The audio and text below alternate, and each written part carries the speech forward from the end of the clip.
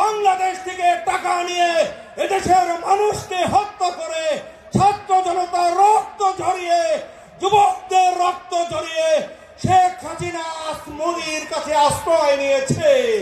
এটাই প্রমাণ হয়েছে শেখ হাসিনা চোর, শেখ হাসিনার দল চোর, শেখ হাসিনার দূষররা সব চোর। আমরা তাদেরকে বাংলাদেশে নিষিদ্ধ ঘোষণা করব ইনশাআল্লাহ। মোদির কোন ষড়যন্ত্র বাংলাদেশে সফল হবে না। আমাদের সুসংবাদ, বাংলাদেশের আলু পেঁয়াজ দিয়ে কোন রাজনীতি করে আওয়ামী লীগ বিজয়ী হতে পারবে না। আমাদের কৃষক ভাইরা পেঁয়াজের ফলন ফলিয়ে সুসংবাদ দিয়েছে। আলুর ফলনে আমরা স্বয়ংসম্পন্ন হবে ইনশাআল্লাহ। ইন্ডিয়া যেটাই নিষেধাজ্ঞা দিবে সেটাই বিপ্লব করবে বাংলাদেশে ইনশাআল্লাহ। আপনার আগামী দিনের আন্দোলনে রাজপথে থাকে ফ্যাসিবাদকে নির্মূলের সংগ্রামে ঐক্যবদ্ধ থাকবেন এই প্রত্যাশা ব্যক্ত করে বক্তব্য এখানে শেষ করছি। আমার তৌফিক ইল্লা বিল্লাহ।